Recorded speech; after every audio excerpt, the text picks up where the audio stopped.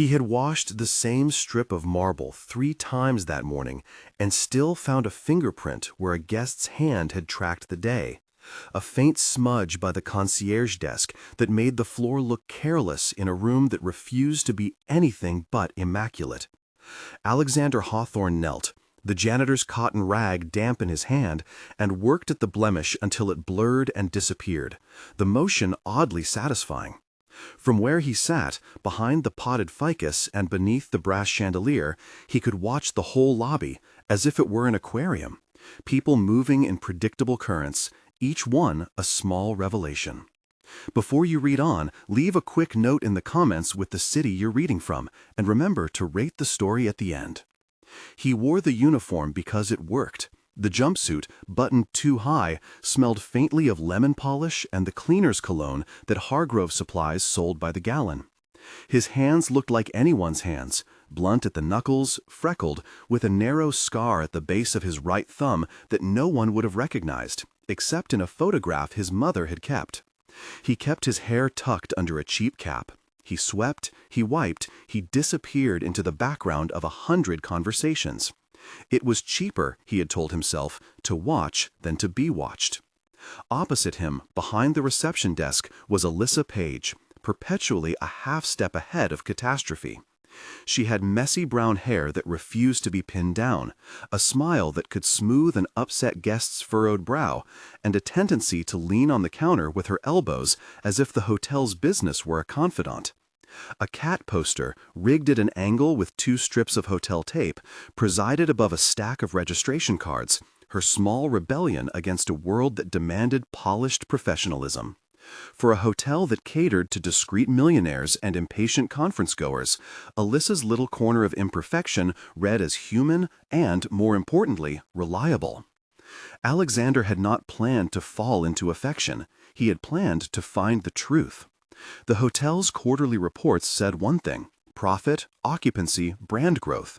But a leak in the third-floor corridor, a steady stream of online reviews citing indifferent staff, had told him another. Numbers could hide rot. He had come from the top down to see what the ground said.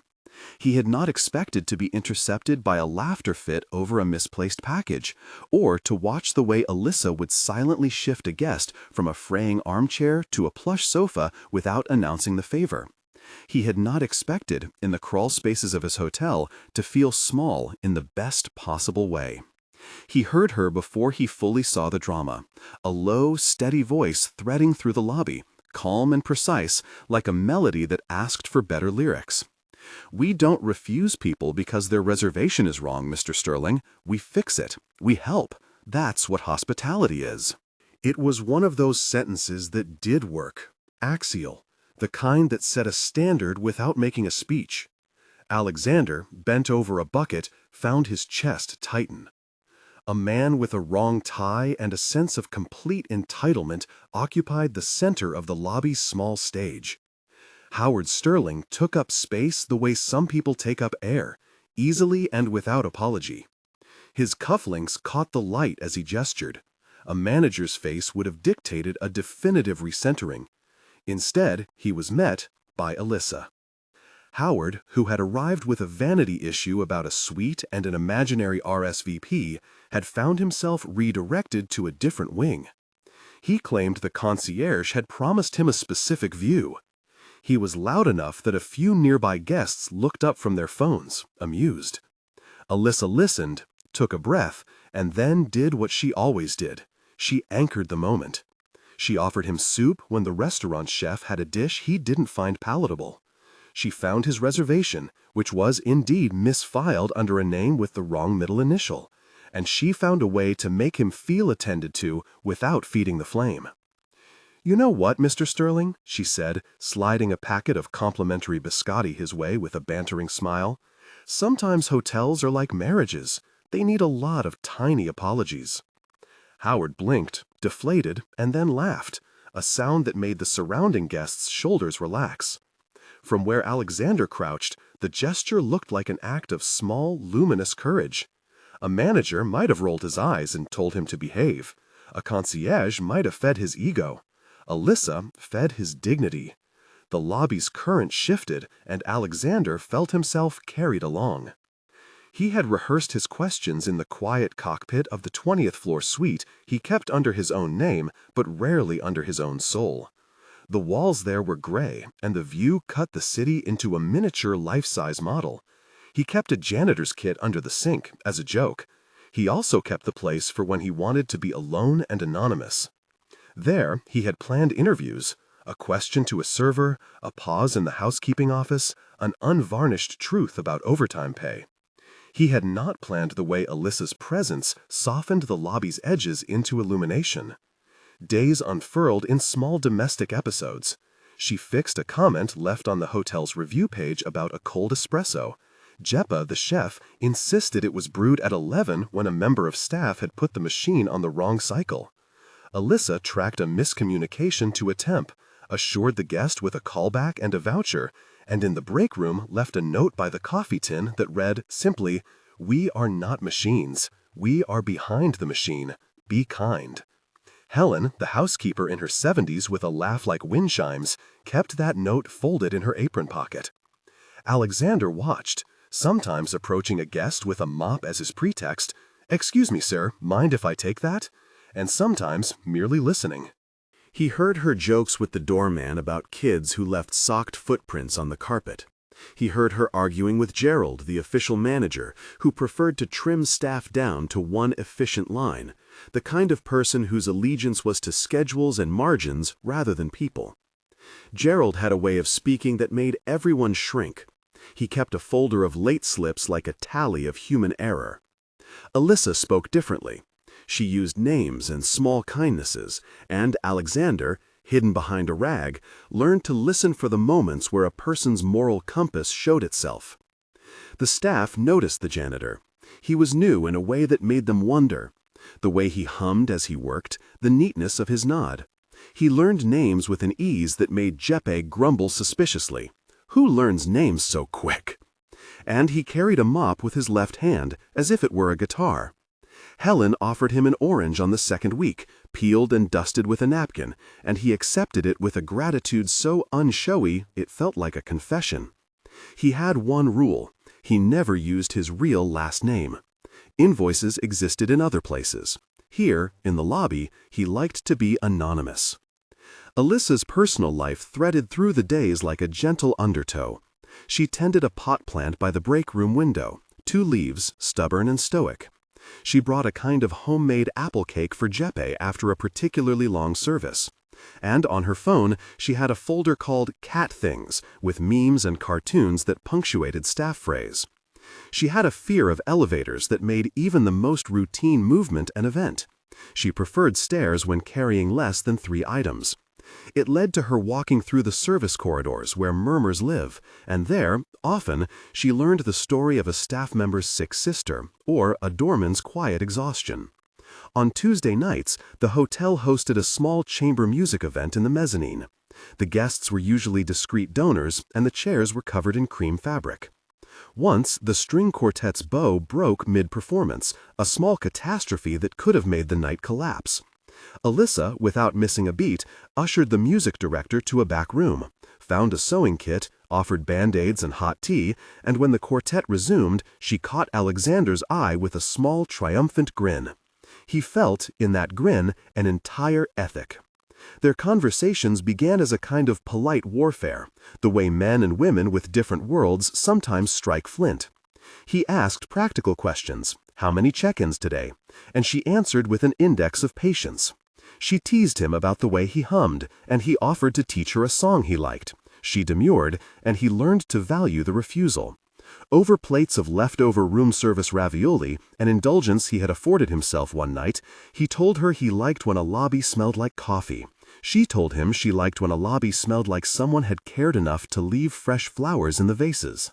He began to measure the cadence of her sentences and to keep them like a private currency. Tension crept in when the hotel announced a visit from a critic who both loved and feared the establishment. Critics, management decided, could make or unmake a season.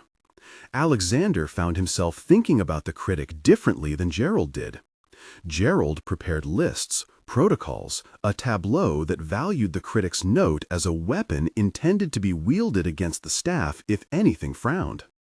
Alyssa prepared kindnesses, an extra pillow for an elderly guest without bearing the guest's complaint in the public square, a gentle attention. Then there was Howard Sterling's dinner party complaint about the ballroom's sound system. He insisted the acoustics flattened his speech. It was 15 minutes before the chamber music night when he demanded a suite upgrade and a compensation dinner, and it happened in the open. Alexander, sweeping near the shoe polish kiosk, watched as Alyssa threaded the needle between appeasement and principle. She offered dessert for the inconvenience and a discreet apology. Howard, who enjoyed the courtesy, ate spoonfuls of creme brulee like a man trying to prove he could still be placated. The lobby breathed out. What made it unremarkable and explosive at once was Gerald's interpretation.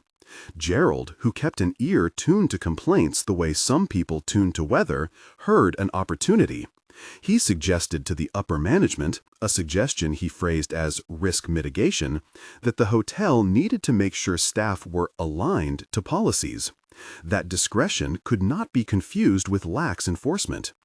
He mentioned, with a clipped smile, a pattern of unofficial upgrades and extra vouchers that, to some eyes, could make accounting look ugly. Gerald loved paperwork the way other men loved trophies. He did not love messy human concerns. Alyssa's acts, passing out cake, rerouting a guest's ire, calming a toddler by pulling a paper crown from under the concierge desk, were not, in Gerald's ledger, the right kind of efficiency. They were subjective. He filed memos with a small, sinister neatness.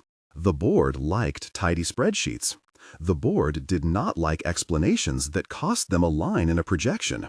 The breaking point came on a Thursday, on a day that smelled like rain and hot metal. A water leak, the plumbing equivalent of a cough, started in a second-floor corridor that fed into a string of boutique meeting rooms. A particularly important convention was arriving, the city's tech press in too many suits, and a suite had developed a drip that threaded its way into a guest's favorite photographed corner. The water, a thin, steady bead, had found the lobby's reflection in a way that made the marble look weeping. It also found Howard Sterling, who walked under the bright ceiling and felt entitled to be offended all at once. Alyssa discovered the leak first. She was in the basement, fetching a stack of spare towels from the utility closet when the maintenance alarm pinged on her phone. The hotel's reservation system had sent a note, "Possible leak," and Alyssa moved before anyone told her to. She grabbed mops, rallied Helen and the night shift engineer, and then, because human beings were involved, she took the most precious inventory, the mood. "We've got to keep them in the rooms," she told Helen, who kept an eye on the guest list like a second mother. "Bring up towels, set up signs so they don't slip. Jeppe, tell the kitchen to hold the next round 3 minutes so we can shift people into the dining room if needed." Her voice had the quick architecture of someone who had learned to build calm while everything trembled. Alexander, pushing a cart with freshly laundered sheets, heard her from around a corridor and pressed his lips closed in a small, private applause. Gerald, called to the scene, arrived with a different kind of plan. He wanted forms signed, cameras checked, an immediate note to the board. He wanted to record the incident and to make notes on who had been on duty, as if the leak were a test one could interpret as pass-fail. Alyssa, who had already moved 4 guests to better rooms and offered complimentary towels, met him with a look that contained both exhaustion and an unwillingness to be boxed into his metric. "Gerald, we need to help the people first," she said, handing him a mop with hands that had a pulse in them. "We can explain the rest later."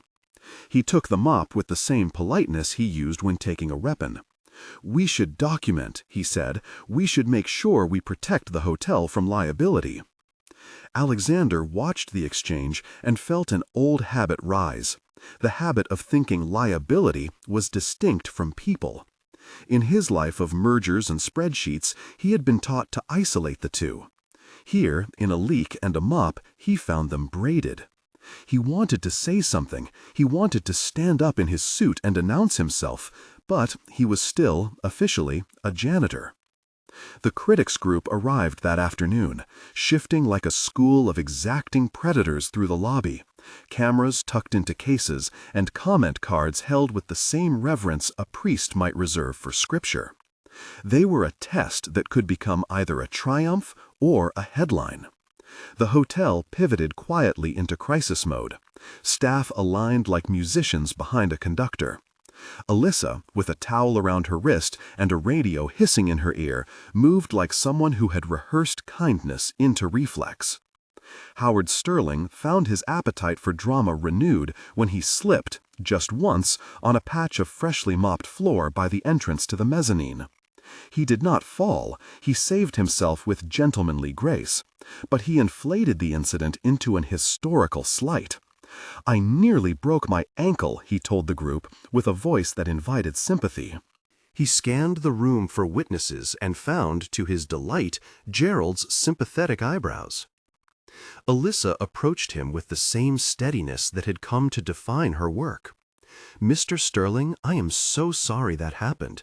I've arranged a separate table for you, and there's a complimentary massage voucher from the spa."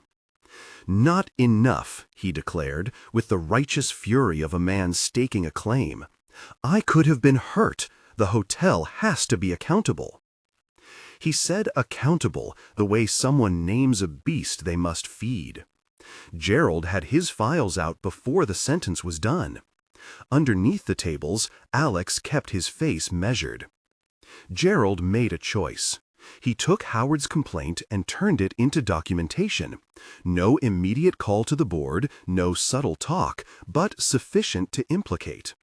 He suggested, delicately and with the wardrobe of corporate sympathy, that because there had been a perceived safety issue, protocol required a suspension pending investigation. It was the kind of sentence that moves like law, and here it landed like a small grenade in the staff room. Alyssa felt the air move around her as if someone had opened a window and let the weather in.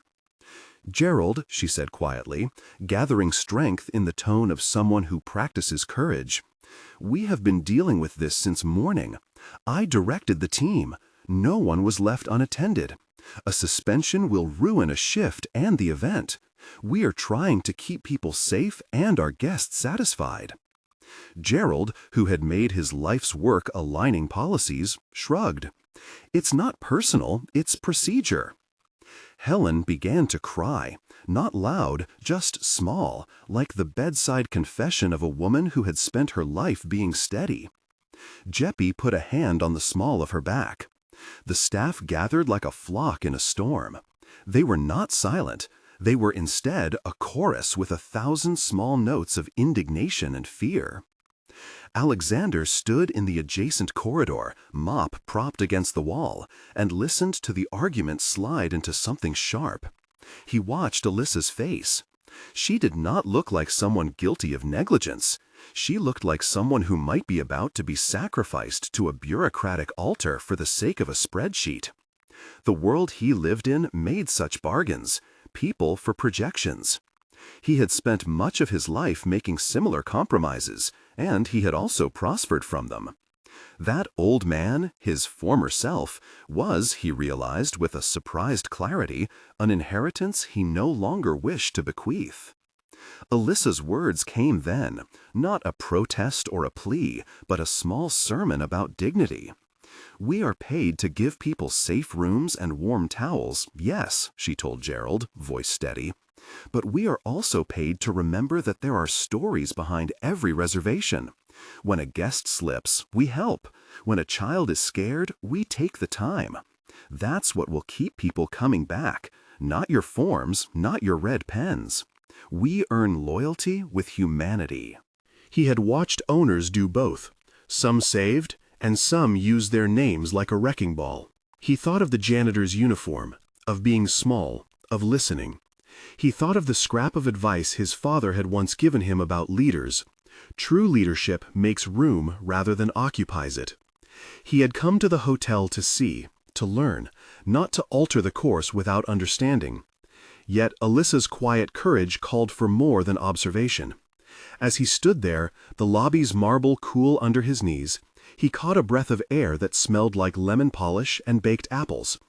A child, plump and insistent, tugged at Alyssa's sleeve and asked if they could have an extra balloon for their anniversary. Alyssa's hands moved with the same economy as they had with the leak. She found balloons, she tied them with string, she handed one over. The child's eyes turned into planets. A hush of human sound gathered. From the corridor, a small group of guests began to clap, not in mockery, but in a recognition that meant something like gratitude. Yet Gerald, delighted with his paperwork, mistook it for unrest. He saw an administrative problem that could be solved with a form, and acted accordingly. Alexander watched Alyssa fold the suspension notice into her notebook, and then, something decisive and unexpected, she removed the balloon string from the child's fist and slipped it through her own fingers. It was as small a refusal to let the day become only procedural. She straightened, pushed a stray hair behind her ear, and in a voice that was both careful and unassailable, said, "If you suspend me, you'll take my shift as well, but you won't take this." She tapped the balloon like a talisman. The lobby breathed as if someone had uncorked a bottle. Alexander felt that breath, and then, in the space between heartbeats, he understood that his role had changed. He had come as a spy, as a watcher, as someone who wanted to be invisible. Now he wanted to be a witness. More than that, he wanted to be an advocate. He realized that anonymity had been comfortable because it absolved him of responsibility. It also, in its way, had been cowardice. He stood, mop tucked like a flag at his side, and checked his watch. The board would be expecting the official report that afternoon. Gerald would have written his note. There would be emails and maybe a temporary suspension that would feel like exile. Marty, the assistant who handled scheduling, would call Alyssa to ask for her keys. The hotel's social media manager would post a neutral note about temporary staff movement that would mean little to the public and a lot to the people who mattered. Alexander took his rag and wrung it out, the lemony water beading and dripping into the bucket, and found himself moving toward the staff room where the decisions crunch like old ice. He knew what it meant to step out from behind a facade. He also knew what it meant to hold a name and to say it with ownership. He had 1 hour before the critics' dinner began. In that hour, choices would be made that would echo. He had a mop in his hand and a city at his back. He had been listening, and now he had heard enough. Alyssa, when she walked into the staff room 15 minutes later, had the suspension folded in her notebook like a private disappointment. She had not yet cried. She had not, in fact, allowed herself to do anything she could not measure as useful. The team circled her like co-conspirators in a small theater of fatigue. They looked at Alexander when he entered with the unremarkable gait of a maintenance worker, and then, when he spoke, something in their posture shifted. "Can I—" he began, and then, because he had long practiced the art of understatement, he said precisely what he had rehearsed not at all. "I think that paper is wrong." Thomas, always ready to place the legal arrow where it belonged, blinked as if he had been promised a joke. "You have standing?" he asked. Alexander smiled, and it carried with it the weight of permissions he had not yet given himself. "Maybe I do," he said. "Maybe I'm someone who can show them that a suspension is not the only way to be accountable."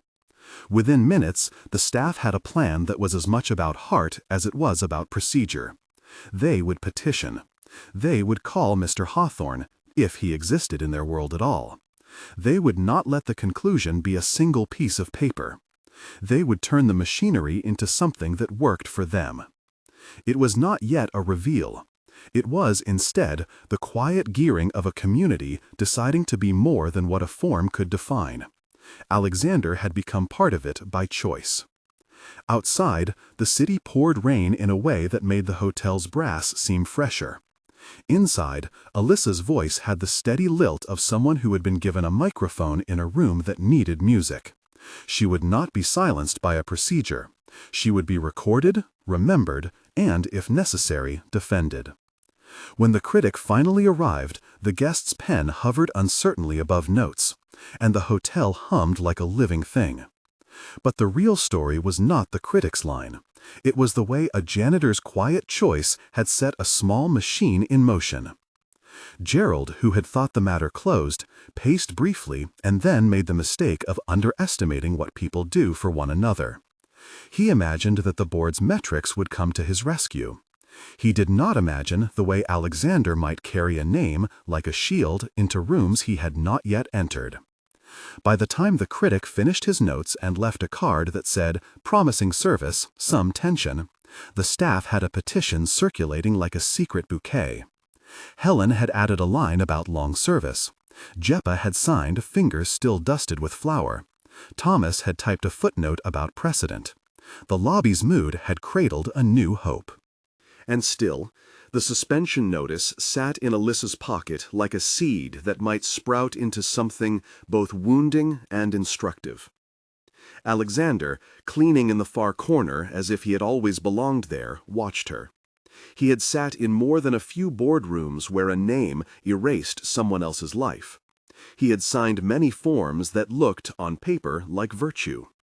Now, in a mop-scented corridor, the weight of the signature looked different.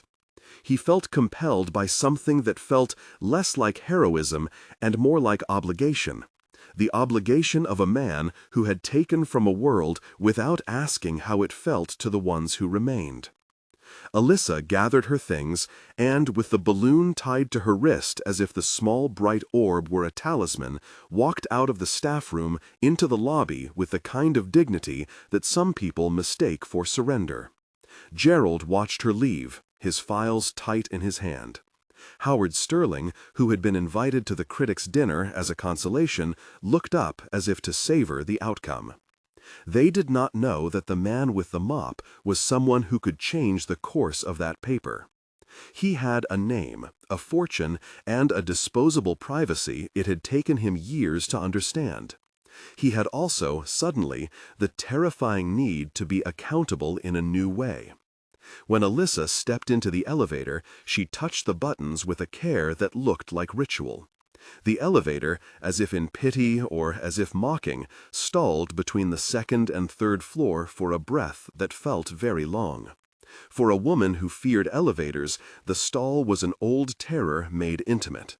She closed her eyes, steadied herself, and laughed, an act of defiance more telling than rage. Alexander, who had once been outside of such small human terrors, realized how quickly the world could be made private by a malfunction. He pushed open the elevator doors with a badge he took from a pocket he did not normally use, the badge of a man who had learned to step across thresholds, and said simply, "You don't have to go alone." Alyssa looked at him, really looked at him, for the first time beyond the simplicity of a janitor. Her face softened, wary and grateful, and she allowed him to step in. She did not yet know who he was. She did not yet know that the man who held the janitor's rag had the power to undo words with a signature.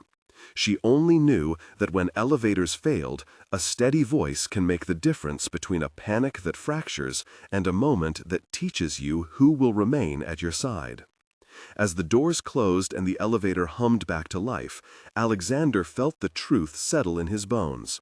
There are moments when you must stop pretending, and moments when you must choose how to be seen. He had chosen, for a long time, to see without being seen. The choice now was more complicated.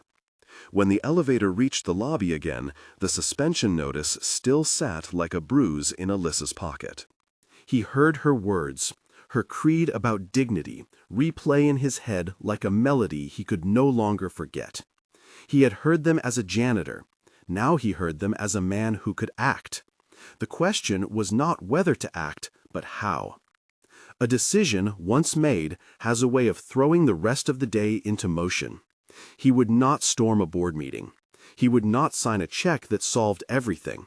He would, instead, hold a small, stubborn committee in the hands of the people who mattered, the staff. He would listen, he would learn, he would let their voices form the kind of evidence a board could not ignore without looking small. But first, there was a suspension to contend with, a form to be answered, a manager who had misread the room, and a critic with a pen. The lobby held its breath, and Alexander, with the mop propped like a staff, stepped forward to meet the consequences of having listened. He had been a millionaire pretending to be a janitor to learn the building's truth. He had heard a receptionist's words, and they had landed like a summons. It was time to decide whether the truth he had come for would remain observation or become obligation. Outside, the rain pressed against the hotel windows, blurring the city into streaks of light. Inside, in a corridor fragrant with lemon polish and apple cake, a small band of people prepared to ask for justice. The question was now small and enormous. Would the hotel choose its forms or its people? The answer hung, waiting for someone to sign it into life. They gathered in the narrow staff room that had the feel of a place where small rebellions began. A battered table, mismatched chairs, a bulletin board crowded with faded flyers, the kettle on its last legs. Rain drummed against the high windows. The lemon scent lingered like a promise of clean things to come. Alexander closed the door with the reverence of a man who knew privacy was a rarity in that building. At first, the room moved like a set of cautious animals. Circular glances, fingers fidgeting at hems, the polite distance of people who measured consequences in paychecks. Rosa, who ran the front desk, was the first to speak. Her voice was soft but exact, the voice of someone who counted names and reservations for a living. "We can sign a piece of paper," she said. "We can file complaints. They'll say they were followed procedure. They'll tick boxes. That's what they do." "Then we change what procedure looks like," Alexander answered. He placed the mop head against the wall and let his hands rest for a moment on the handle as if steadying himself more than the room. He did not explain how he knew the delicates of corporate process. He did not have to. The offer was in the steadiness of his hands.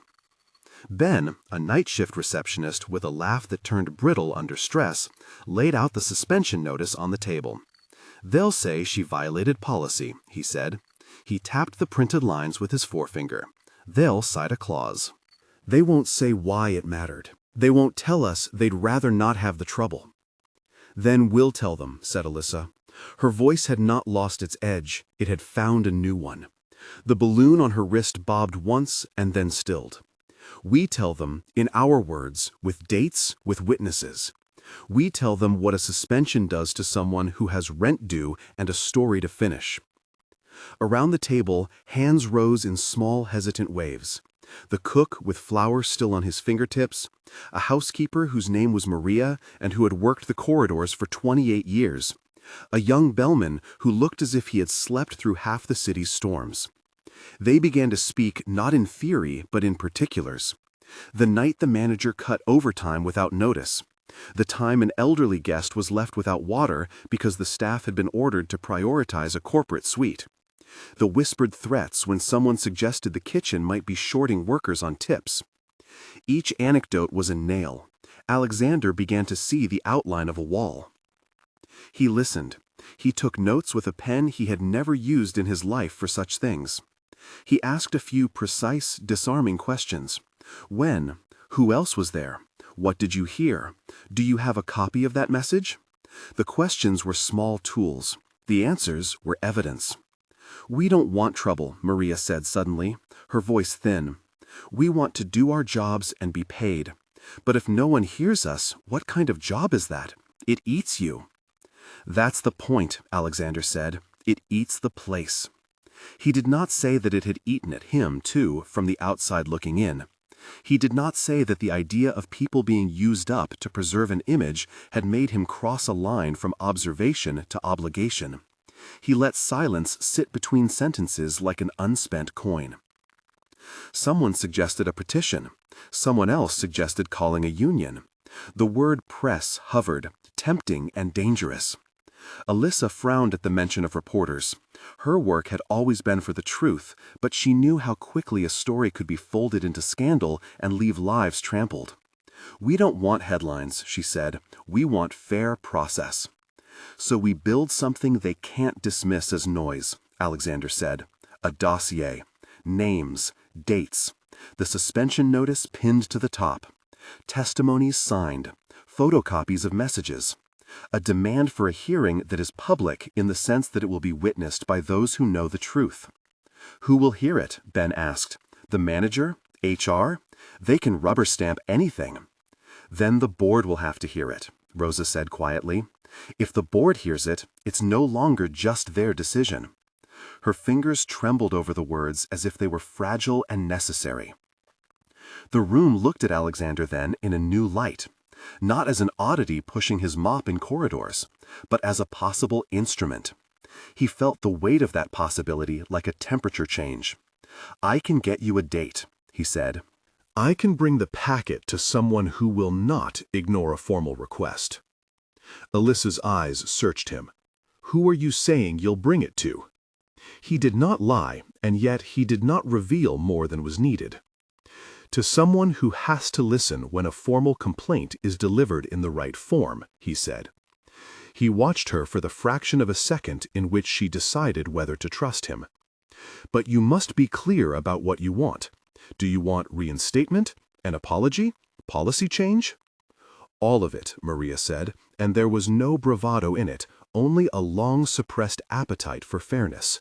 I want the rules to mean something. I want people to stop being treated like temporary problems. They worked then as people do when an axis of small things shifts toward collective action. Someone found a box of paperclips. Someone else found the records of the night in question. Ben and Rosa sat side by side and carefully typed the statements into a laptop that only Rosa was allowed to use for schedules. Alexander made tea for anyone who wanted it, and, when asked, formatted a simple cover letter with a clear demand for a hearing within 10 days and a request that all implicated staff be given the opportunity to speak without retaliation. When Alyssa wrote her statement, her hand shook. She wrote about the suspension notice and what had led up to it, a piece she had prepared about the hotel's changing priorities, about a decision to prioritize reputation over people, about an editor who had suggested softening the language, and a manager who had called to ask why the piece might make wealthy clients nervous. She signed it with the care of someone who knew how much of a life she had in her byline. They sealed the packet and set a plan. Alexander would deliver. Rosa and Ben would prepare a list of witnesses and photocopies. Maria would bring a timeline of unpaid overtime. The bellman would gather the names of guests who had overheard certain exchanges.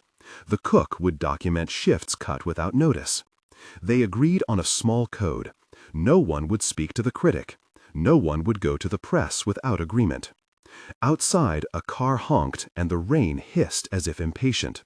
Inside, the staff room breathed like something that had found a shape that fit it. You know the risk, Alyssa said finally, leaning forward, her fingers folded on the table. She had set the balloon aside. Its color seemed almost absurd in the serious light of papers and statements. You're risking more than we are. Alexander's laugh was soft, almost rueful. Maybe, he said, but some risks are not mine alone to take. You're not a janitor, she said. It wasn't a question. He let the mop rest against his knee. No. He did not explain how many names he had in the ledger of his life, nor why letting people be treated like ephemera suddenly felt intolerable. He offered instead a practical detail.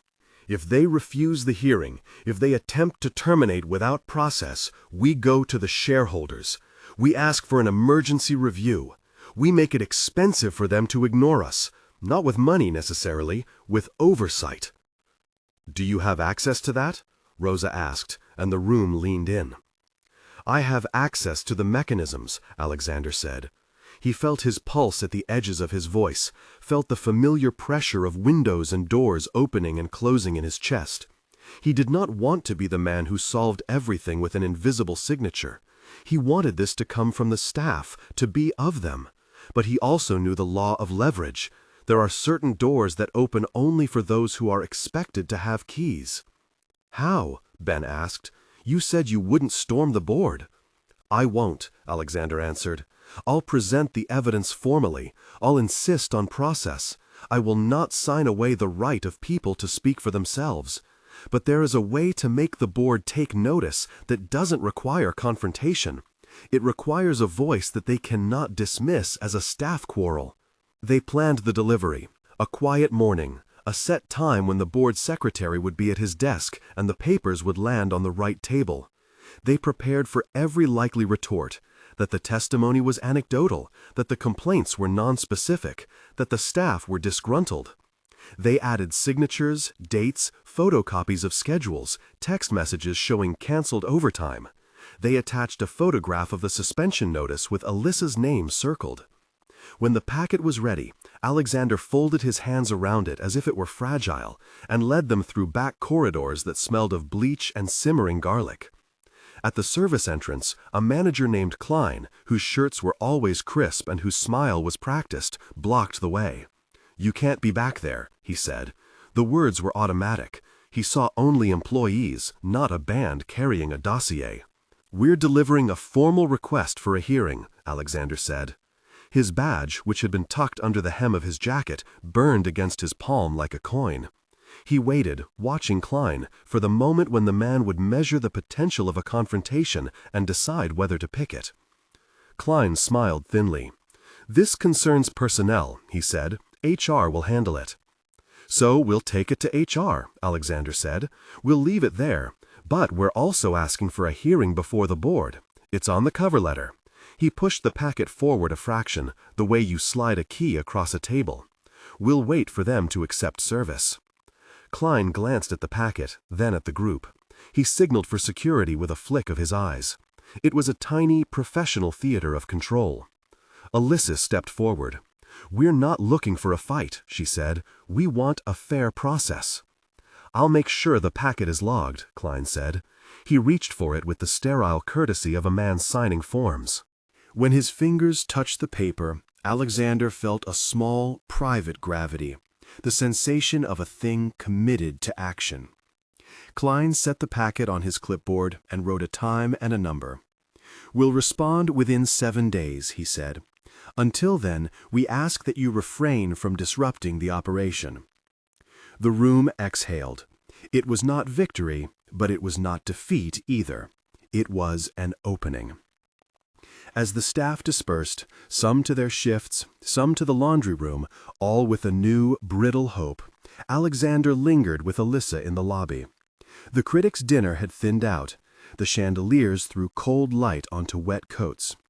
Gerald watched from the doorway with an expression that had not yet given up on calculation. Howard Sterling was at a table with a glass of something dark, oblivious to the small motion he had set into being. Alyssa looked at Alexander, as if measuring how much to trust the quiet man who had placed a mop like a staff in the middle of power. "Why are you doing this?" she asked. He considered the question for a moment and gave her a truth that was not confession so much as surrender. "Because I've watched what comes when people are treated like problems to be managed instead of people to be known," he said. "I used to believe you could fix things from the outside by throwing money at them. That's not how it works. You change a place by making it answerable to the people who work there. You turn complaint into testimony." She nodded slowly. The balloon on her wrist trembled in the motion, catching the chandelier's light. "And if they retaliate?" she asked. "Then we are ready," he said. "We have copies, we have witnesses, we have a plan. This is not a publicity stunt. It is not a vendetta. It is evidence." He met her eyes with the steadiness of a man who had decided to be visible in a way that mattered. She smiled, small and wry. "You know how to make a dossier sound like poetry." "Only because I've read too many legal memos," he said. Neither of them said he had the power to make the board listen in ways they could not imagine. That detail was a reserve he kept like a lamp in his pocket. He did not want their courage to be bought by the knowledge that someone else could make it happen. He wanted it to be theirs. When she left for the desk with a promise to return to the newsroom as soon as possible, Alexander remained in the lobby a moment longer. The rain had tapered to a fine mist. The hotel's polished surfaces mirrored the city in fragments. Blurred lights, fleeting silhouettes. He thought of the choice that had moved him from spectator to participant and felt the inevitable tremor of consequence. It would not be enough to file a packet. Change requires patience and escalation and the willingness to keep acting when the first doors close. He walked the corridors that evening with his mop like a quiet announcement. He watched staff move with the new buoyancy of people who had spoken up and been heard, however slightly. He thought of the boardroom upstairs where decisions were made with coffee and a different kind of certainty, and he thought of how the packet would land on a table and force a question. Whose loyalty would the hotel choose, to its forms or to its people?